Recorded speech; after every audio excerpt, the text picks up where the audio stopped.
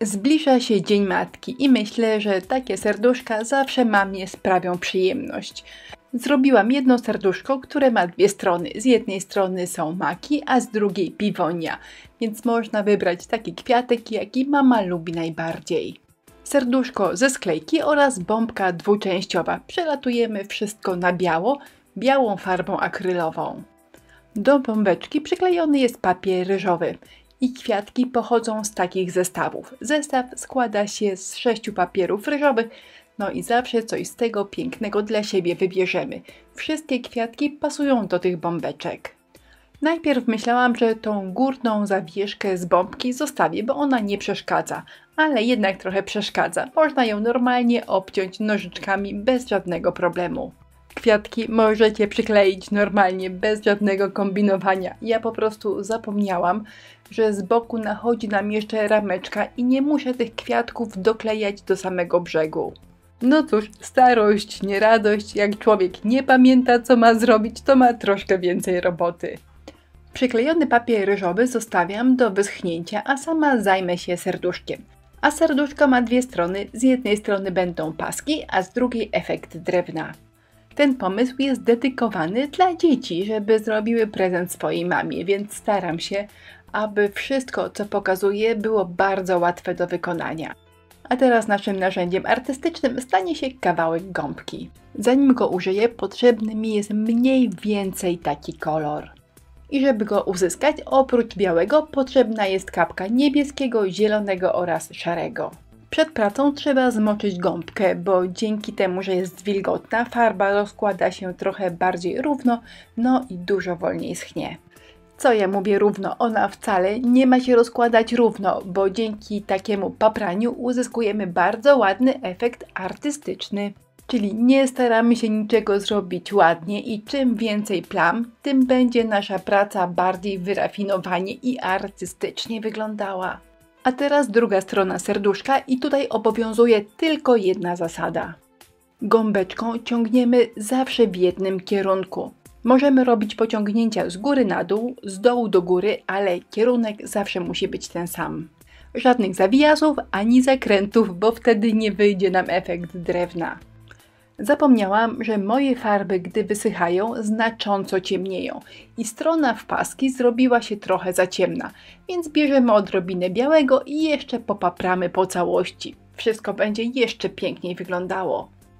No i mogę sprawdzić, czy moje serduszko pasuje do obrazka. Chyba może być.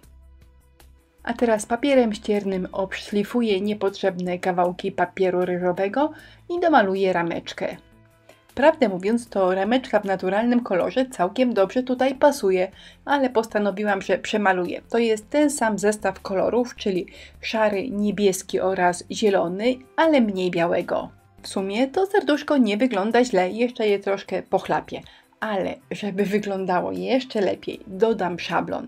Ale z jednej strony do odbitki użyję farby, a z drugiej pasty, a raczej primera. Zwróćcie uwagę, jaka jest różnica między tymi odbitkami. Wzór odbity farbą akrylową, nawet taką bardzo dobrej jakości, nie jest mocno kontrastowy. Ten biały jest biały, ale nie taki bardzo intensywny. Na dole serduszko jest ciemniejsze i w tym miejscu wzór widać nieco lepiej. A gdy ten sam szablon odbije pastą albo białym primerem, to intensywność koloru jest dużo wyższa. Zobaczcie, jak mocno widać te odbitki. Nie mówiąc o tym, że świetnie wyglądają, bo jest to odbitka 3D. Z bliska widać, że jest fajnie wypukła. Mam nadzieję, że tą różnicę dobrze widać w kamerze. Pasta się jeszcze błyszczy, bo jest mokra. A jeżeli macie jeszcze odrobinę rozrobionej farby, tej ciemniejszej, którą malowaliście ramki, to można troszkę przyciemnić brzegi. To będzie świetnie wyglądało.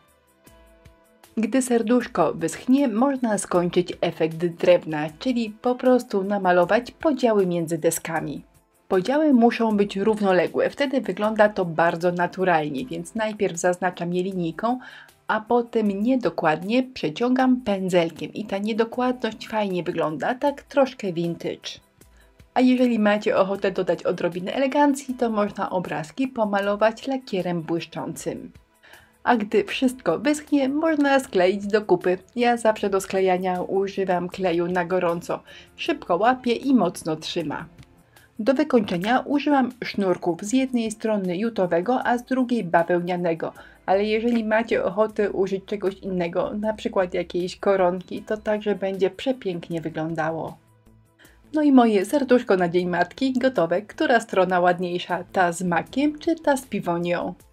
W Inspirello wszyscy głosowali na stronę z makami, ale może komuś piwonia także się spodoba. Napiszcie koniecznie. Jak zwykle listę produktów, których używałam w filmie, znajdziecie w opisie wideo. Dziękuję za uwagę i zapraszam na następny film za tydzień. Do zobaczenia.